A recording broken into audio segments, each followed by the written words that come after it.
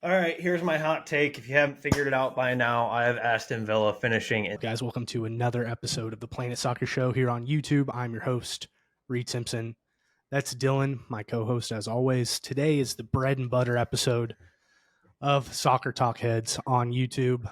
We are doing our Premier League table prediction, still with about a month left, a little less than a month left in the transfer window. So, obviously, this always comes with caveats. However, the season is shaping up before us. Most of the business has probably been done. However, there are obviously still huge moves that can be made. I have one standing in my table that is contingent upon a deal getting done. We haven't gotten the here we go from Fabrizio, but a deal is close per se. So all this can obviously change, but we're going to stick to it and put it in Sharpie just because that's what we have to do, and we have to own our predictions. Dylan, as the season is now a couple weeks away, I think we're like 11 days or so away. How do you think this Premier League season is going to go compared to the last two that we've seen where you and I have really followed closely and talked about it? I think we see a little bit of a resurgence from a couple of the typical Big Five powerhouses. And when I was putting together my actual table, I felt like there was a massive drop off after 10. I feel like last year it was kind of the top seven or so were solidified, and then a group of five or six, and then the relegation. I think it's going to be pretty top heavy in as far as competition. I think there's going to be a lot of competition for those European spots from the top 10. I see, really 11 through 15 being pretty solid, and then really only have four or five teams that I expect to be in that relegation battle. And I'm guessing most people can piece together on their own before we get into this if they want to make their own little table and drop it in our comments. I'm guessing we're all probably pretty much on the same page with those bottom four or five clubs. I think the big question mark, Maybe not. Oh, all right. You might have that might be your hot take, and I think I know who it is. It affected my table as well. But I think the big question is going to be the race for Europe, because I do think there are legitimately 10 teams with very solid arguments, very solid chances to secure some sort of European football next year. Not Champions League, but some sort of European football. Yeah, let's go ahead and start at the bottom at 20th. I personally have Sheffield United, especially coming off selling their leading goal scorer, their star striker. They've just gotten a lot worse, I feel like, this summer, and they really weren't very good to begin with. So Sheffield United 20th for me. At 20, I got Luton, which I'm really sorry to everybody. I think most people in the soccer community were pretty excited to see them promoted. It's going to be kind of wild seeing some of the stars of the Premier League showing up to Luton and playing matches. But I think it'll be a 1 year stint. I do think they'll likely be in over their heads. So much money is having to be spent on the stadium. Haven't heard much of incoming transfers, so I got Luton at 20th. All right. In 19th, I've got Wolves. Ooh. I think Wolves is this year's Leicester. I just don't see a whole lot there. They really flirted with relegation for a lot of the year last year. And we said they would get by on talent, and I don't know if that will be the case this upcoming year. So I do have Wolves in 19th. I got Sheffield in 19th for many of the reasons you have them in 20th. Losing their best player, haven't really added a lot. They were not overly exciting previously in the championship either. So yeah, I got Sheffield at 19. In 18, I've got Luton. I really wanted to put them in 17 and keep them up, but I just couldn't. I don't know if you saw this, Dylan, but they were permitted to not put under soil heating on their field this year. So it'll be interesting to see how their kind of December, January, February schedule plays out. I don't think it'll be enough to keep them up, but it could be enough to get some matches rescheduled, which will affect a lot of the top of the table. So we'll talk about that a little bit more later, but I do have Luton as my final team going down. My final team going down, I have Forest. I felt like I had to pick one of the newly promoted teams from last season. Bournemouth, I doubted them literally for 38 matches last year and was proven wrong every single time. So I couldn't put Bournemouth there just because they proved me so wrong previously. And we all saw Fulham was fairly solid. So by default, I have Forest here. All right, so my three relegated teams: Wolves, Luton, and Sheffield United. And yours were who again? Sheffield, Luton, And Forest. and Forest. Yeah, we just talked about them. Duh. All right, 17th, just missing out on relegation. I have Forest. I don't know. I just think they'll have enough to stay up, but it'll come down to match day 36, 37, 38, I think, for me. I have Bournemouth here because I felt like I absolutely could not put them in 18th. I honestly don't have a great reason why I have them ahead of Forest other than I doubted them for too long, and they proved me wrong. They do play a somewhat attractive brand of football for how less than stellar their actual talent on the roster is. So I'm just thinking they're going to scrape by here. But again, it's going to come down to probably match week 38 for me for 16, 17, and 18. I think 19 and 20 will be decently solidified going into the final match week. But I do think there will be three teams fighting away from that one relegation spot come the last match day. Fair enough. In 16th, I have Fulham. I'm sorry, 16th. Yeah, 16th, I have Fulham. And they lost a lot of goals in Mitrovic, and they haven't done very much this window. They've definitely gotten worse this summer.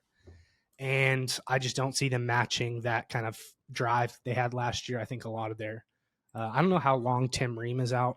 I think he had a pretty serious injury. I think it'll go into this upcoming season, and he was a rock for them at center back. I just think they got worse at every level, and I think it'll show this year. Yeah, I have them a little bit higher, but I definitely don't think they did enough to replace what they lost. So no knock on that take. For me at 16, I have Everton. I think they just scraped by once again. I really tried and wanted to. I actually, when I did my first draft of this, had them in 18th. But at the end of the day, they'll probably find a way to spend enough in January to make enough of an impact to stay up, even though they're just signing ancient individuals at the age of 38 or whatever Ashley Young's at now. I think at this point, I am not putting too much hope in the thought of Everton getting relegated, no matter how badly I want it to happen. I think there's just too much money injected into that club to really see them go down.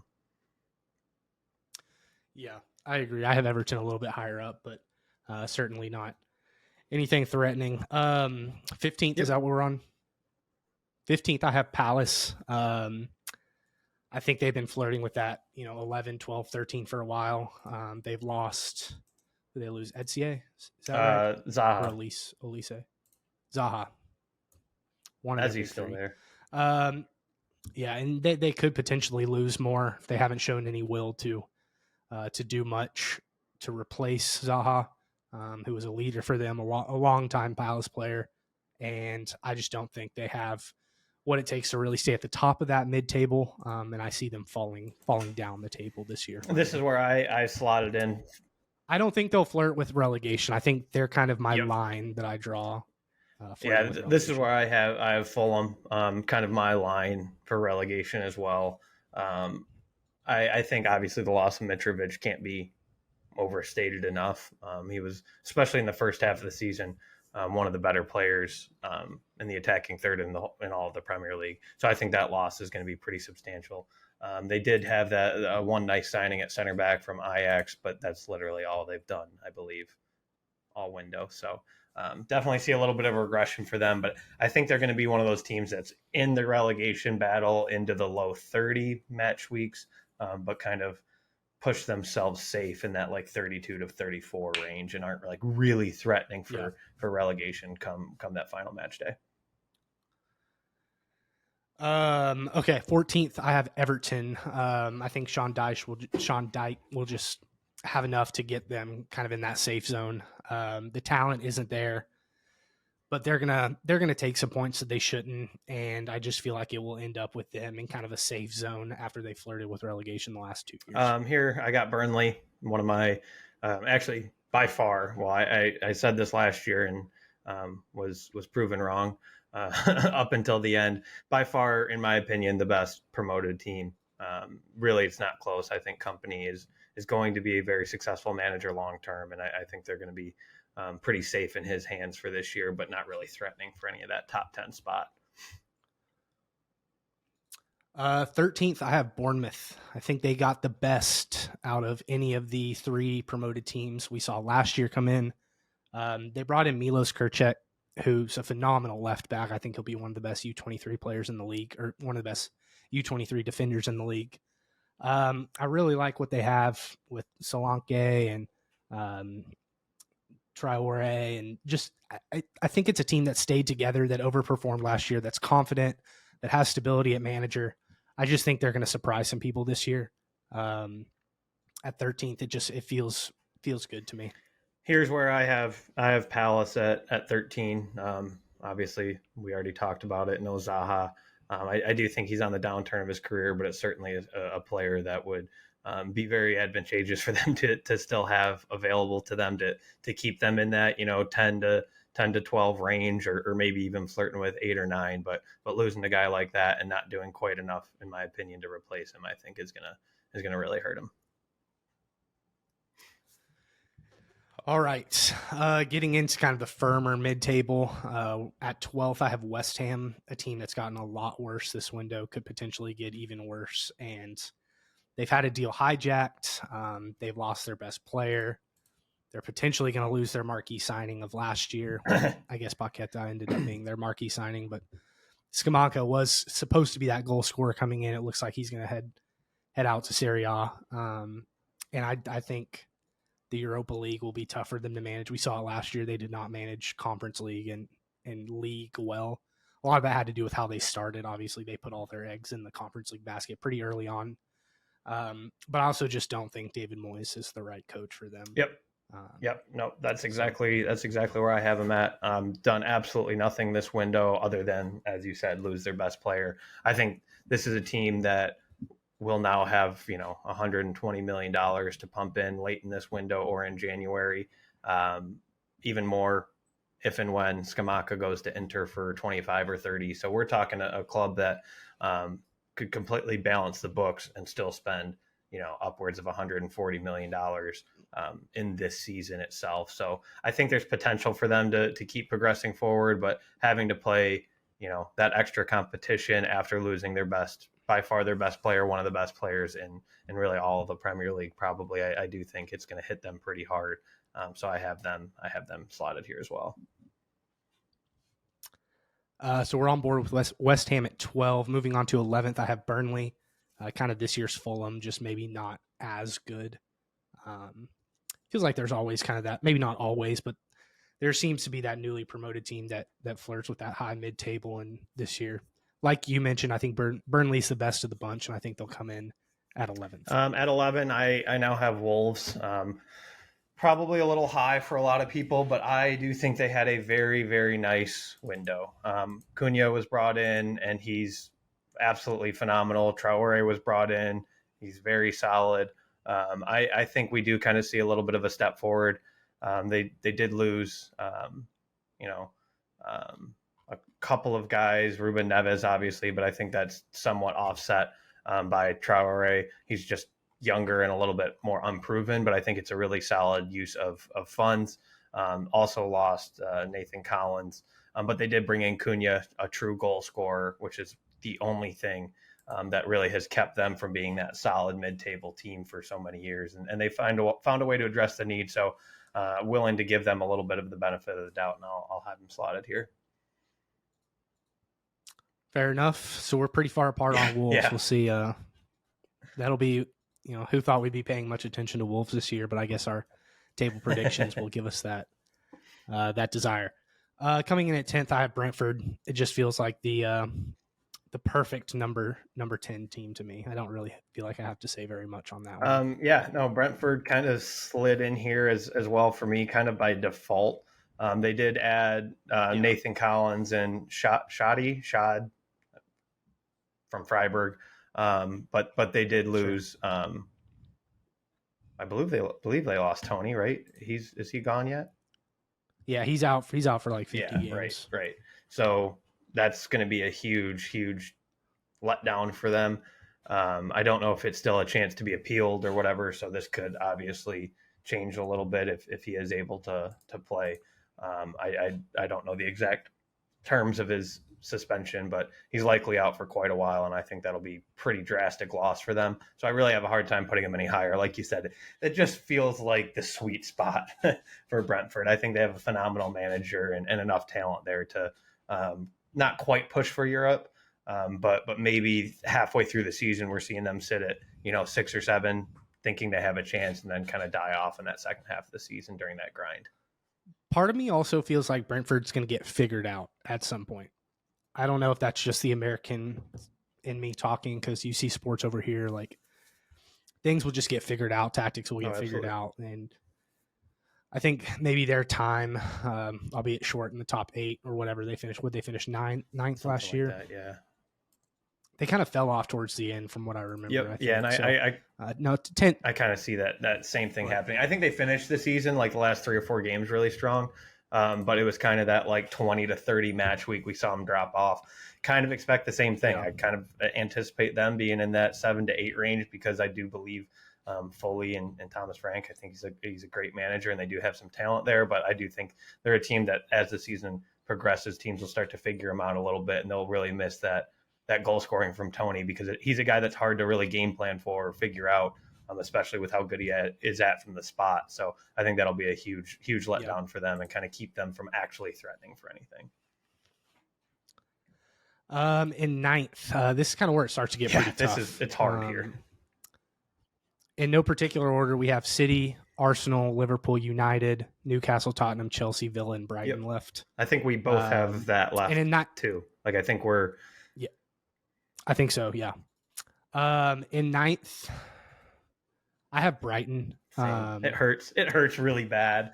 Like I want to believe in De Zerbi. I think we both love Brighton. I think a lot of true just fans of the game love Brighton and the way they operate. I think João Pedro is going to be a phenomenal player for them, and a guy they're going to flip into 70 million in a year's time. But I think there's just too much really good talent above them. It's nothing against De Zerbi or the guys they have. I just think they're just that one step below. But obviously they have Matoma still. They have Caicedo. So they're not going to be a team for now. They're not going to be a team to completely write off, because there is so much talent and De Zerbi's so good. But I think everybody above them is just one step above. So I can't really see them pushing past my top 8. Yeah. In 8th, I think you and I, based on our pre-episode conversations, are going to be pretty far apart on these guys. I have Villa coming in 8th, finishing in lower than they did last year, and I'll tell you why. Unai Emery, he is a Europa League merchant. We know that.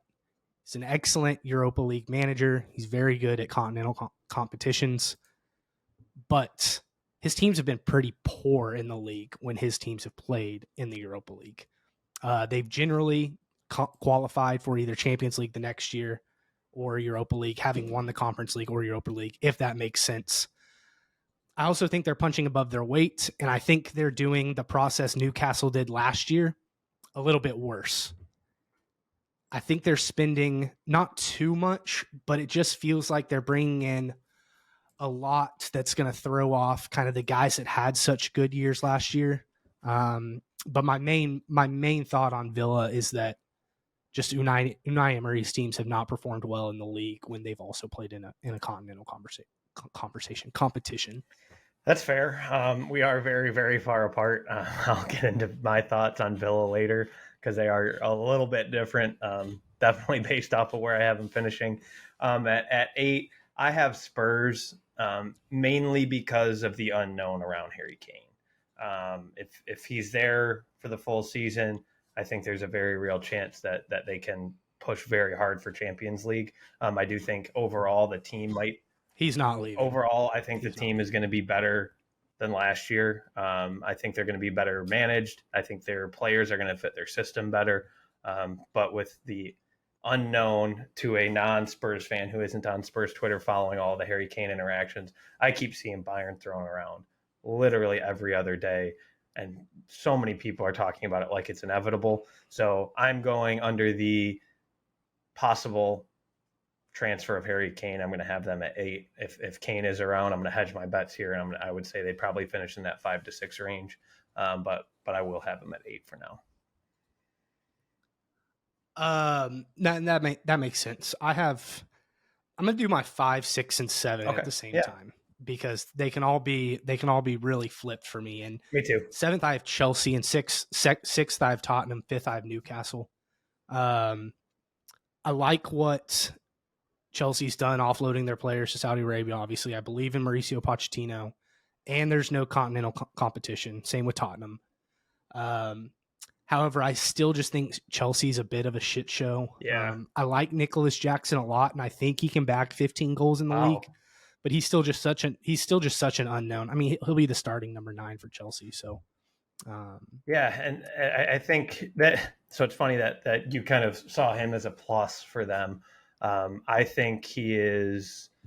Um, that's also I want to say that's also looking at me knowing that Pochettino is going to be working with him. I've seen what yeah, he's done with Dele Alli and young players that were at Spurs, and I think there's definitely more of an upside with him working with Jackson than a any of the last three uh, managers that Chelsea had, yeah. whatever that I've got the 3 names in hodgepodge my of head. I just can't managers. get them out. Yeah, Yeah. I have them. I also have Chelsea at 7. I'll go reverse 7-6-5. I have Chelsea at 7. I think there is a ton of talent there. Obviously, the Nkunku signing, we've known about it for a long time, but I think it's a really good fit. They obviously have lots and lots of, not lots and lots of funds, but they raised what, 200 million, I think, in sales, 250 million. So maybe that was purely to write the books. Maybe they'll have more money to spend. It's kind of tough to tell. I do think they're starting to do business the right way now. So I do see them rebounding from last season. But like you said, it's been such a shitstorm for the last 18 months at Chelsea that I just can't put them any higher, no matter how much I believe in the manager or the players that they have. I think Nicholas Jackson has the potential to be very solid, but that being your marquee goal scorer at a team like Chelsea is a little bit worrying for me. Yeah. Moving on to Tottenham and Newcastle for me, I could easily flip these two. I think Tottenham's going to be a lot better than a lot of people think. Just kind of being within that circle, seeing that Van de Ven's likely coming through, which is just the perfect center back for Ange Postecoglou. He's going to cover up so many holes with his speed. He's the fastest defender in the Bundesliga, or fastest center back in the Bundesliga, I should say. Um, Very, very good signing. James Madison fits Postecoglou like a glove. And I think Harry Kane's staying. So it feels like a pretty solid 6 to me, honestly. They're not going to have to worry about much else other than the domestic cups and the league. So I have faith in Tottenham this year. I probably feel more positive going into this year just with the style of play. I know they were projected second or third last year, but there was always kind of that feeling that Antonio Conte, the whole situation was going to blow up at some point. And I don't feel that with Postecoglou. I feel like expectations are managed and the team is just going to have more fun and have more to work with. With Newcastle, I see Champions League just being enough to bump y'all out of that spot for next year. Y'all, I know y'all have good depth, but you're still an injury away from one of those starting 11 to have to play your third guy either in the league or in Champions League. And I think y'all make it out of your Champions League group, and that's when it really starts getting interesting when you're having to play those games in April while also managing the weekend league game. So So it's kind of yeah, funny you mention specifically that making it out of the Champions League group. I do expect us to make it out of Champions League group.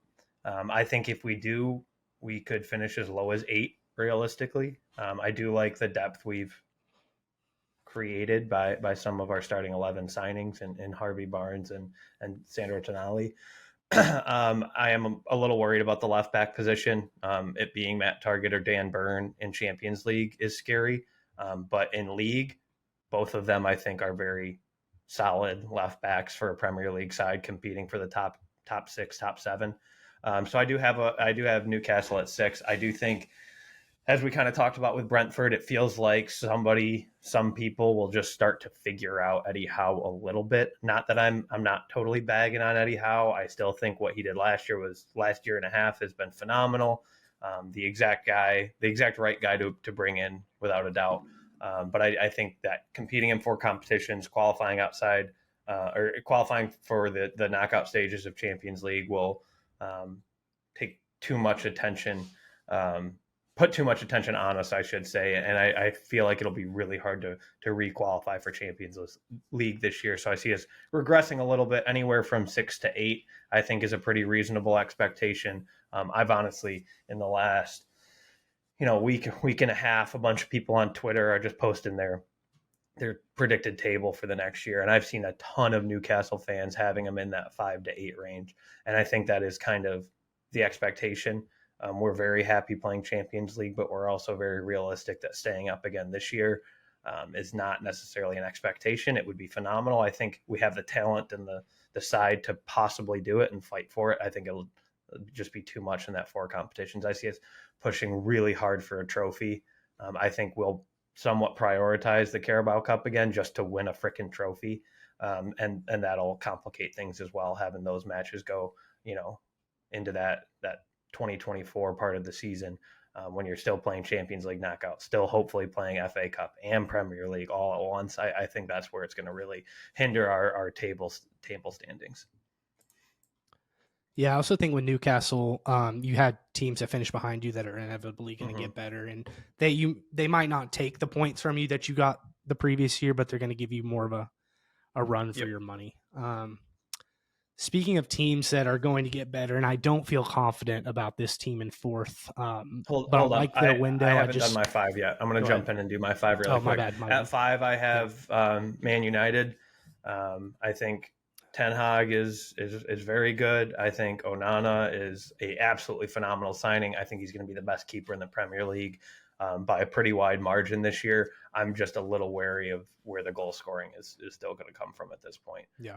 So I just have them just missing out on Champions League. And for those of you doing the math at home, yes, this means I have Villa finishing in the top 4, which is a very, very hot take. Shout out to our Villa listeners. I promise this isn't just to get listeners and views. I actually do believe in Villa finishing in the top 4, but I do think Man U's lack of goal scoring is going to keep them just outside of that Champions League this year. That's a good shout. I always forget what the window Man United has. Well, I guess they signed Hoyland. Yeah, they haven't yet. He's just. I don't think. I don't think it's official. It sounds like it'll be official this weekend. I think he could be very good, but paying $80 million for a guy who has less than 20 goal contributions the last 2 years in Serie A isn't moving the needle a ton for me. He could be very good. I could, really regret that take later on, but he's not somebody I'm 100% counting on to come in and bag, 20 goals next year. And if Man U doesn't have a 20 goal scorer, I think it could be kind of tough to qualify. I'll have a little bit more on Man United later, but my 4th team, and like I said, I don't feel super confident about it.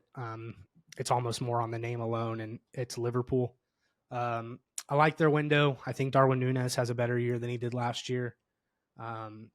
It just feels like there's friction in the Klopp relationship, and I feel like any sign of early season struggles will kind of create another interesting situation for Liverpool where maybe they dig themselves into a hole.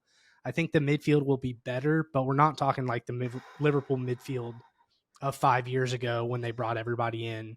And I mean, they signed 4 world-class players into their midfield when that whole last grouping started, Fabinho and Thiago and all them. So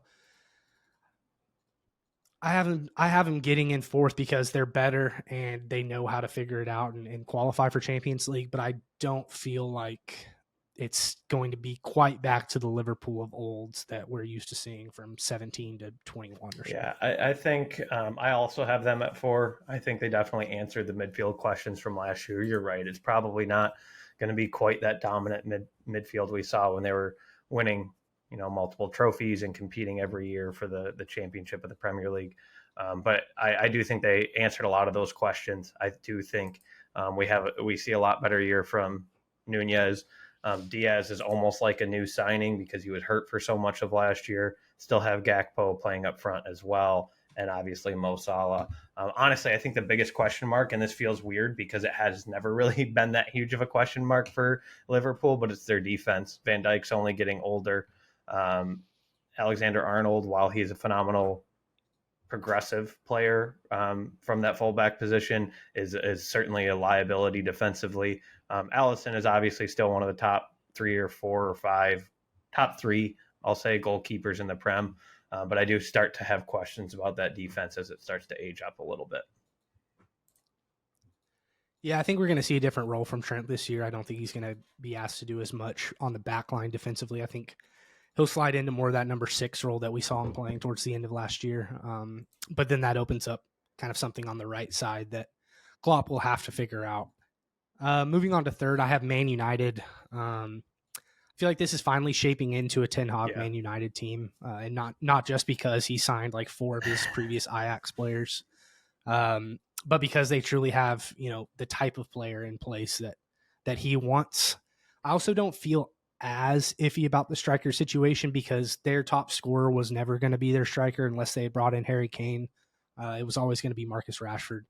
So barring health from him, I think their goal scoring will be fine, and their defense has just gotten so much better with the addition of Onana, both offensively and defensively. So I feel pretty confident about Man United. I do like Man U a lot. That, like I said, that 1 through 8 was really tough for me. So that's not a bad shout. Yeah. For me, I have Arsenal though at 3. I think it's going to. I almost flipped Arsenal. I think it's going to be a really, really big year for Arteta. Expectations are at an all-time high at Arsenal. Went out and spent quite a bit of money in the summer. And I'm very interested to see how they integrate into Arteta's side. I think the loss of Xhaka from a talent perspective is not a huge loss. Like if you're just playing, FIFA and you get rid of Xhaka on Arsenal, it's probably not going to hurt you that bad. But he did seem like a glue guy for sure. So the loss of him, I think, will be a little bit understated this offseason, and we'll kind of see it show a little bit during those dog days, to use an American baseball term, those dog days of winter in the Premier League, and when stuff starts to get really grimy and you have all your competitions happening at once, having an energy and morale guy like that be gone, I think is gonna play a big part. But I have them extremely comfortably qualifying for Champions League. Anything but that would be an absolute disaster, I think, at Arsenal. So I do have them solidly at 3. Sackable offense. Solidly at 3. Very well could be 2. You can probably figure out who my 2 is at this point, and it's a pretty hot take. So I wouldn't be at all surprised if Arsenal finished 2. I have Arsenal at 2, mainly because I predicted Tottenham at 2 last year, and we see how that went. So I'm hoping the same juju comes along this year. No, but really, I think there's a talent gap from the top 2, I believe. I think Man City and Arsenal are the most talented teams, and Man City, obviously, like we know how they'll handle the multiple competitions, but it does seem like that once Arsenal got down to business in the Europa League, that's when they kind of started slipping in the league, and they both lost in the league and in continental competition kind of at the same time. It's kind of when they had their breakdown. So I think Arsenal is just too talented to finish below 3rd. Yeah. And I do have them at 2nd, kind of it's boring, but just to keep the status quo. I wouldn't be surprised at all to see them not finish 2nd. But I do think that Champions League should be the bare minimum. Bare minimum absolutely. for them. And 2nd, for multiple reasons. I know you touched on Emery historically when playing European competitions, does not have a lot of domestic success. However, since he has become the manager of Aston Villa, they are a top 3 point getting team in the Premier League. So I don't know if he's evolved. I don't know if it was a fluke. I don't know if it was because they didn't have that extra competition, but I think he's proven himself as a Premier League manager. And I think they have their signings this year has given them kind of like Newcastle, depth by addition to the starting 11. You've signed Diaby, Torres, and Tielemans. Tielemans was on a free. The fact that you got all 3 of those guys for under $85 million is phenomenal business. And I just fully believe in Unai Emery as a top 3 manager in the Premier League. And seeing the progression they've made with him coming in, I think they are very due for a very big season. I think they could very well push deep into, the Europa League. I think they could. I think they could push deep into one of the cups. I also see them kind of forgoing one of the cups and and kind of tossing it aside to be able to focus on the Premier League. And I expect a lot out of Villa. And this could be my Spurs from last year, where they fall a little flat on their face for their expectations. But I do expect a whole lot out of Villa this year. It does feel a lot like Tottenham from last year the more I think about it. Just like going into the season, Conte came in, he was so good. He secured top four.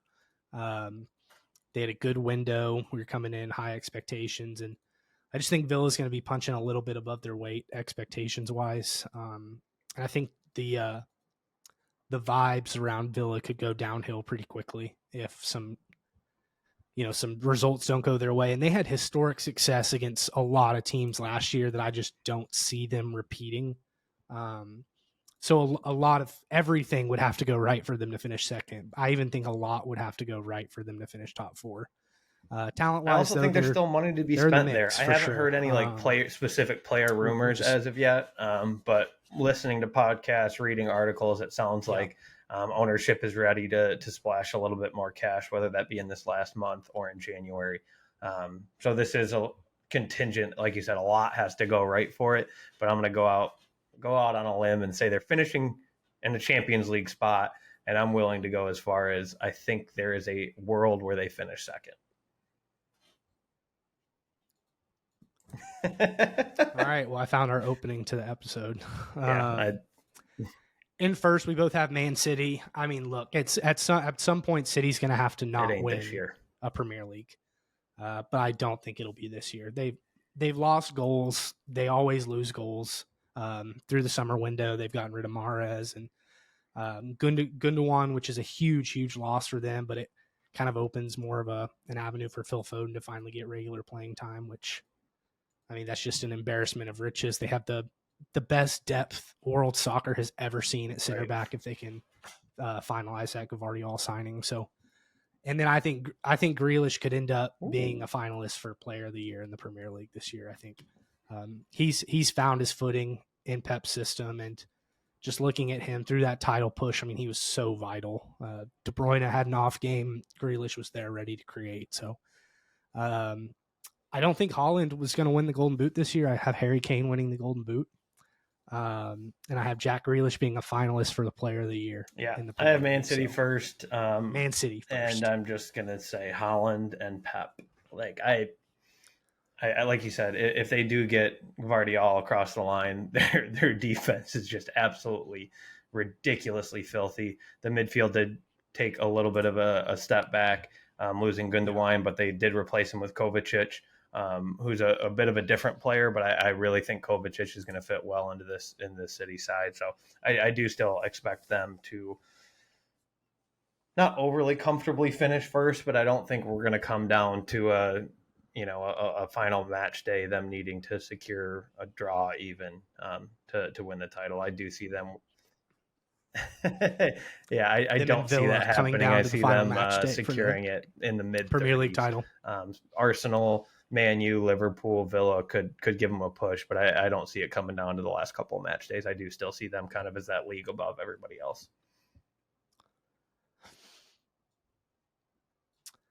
That is our predictions for the upcoming Premier League season, guys. Drop your thoughts in the comments. As always, light us up. Let us know what you think. Make sure to like, subscribe, share with your friends. Do all of that. This always feels like kind of just a penciled in podcast. It's hard to get much flair in this one, but I think Dylan gave you enough with Villa coming in second. So, and then keep an eye out for Wolves, because we've got Wolves far apart too. So we'll have to see who's more on that one. Thank you all for listening as always. And make sure to do all the things I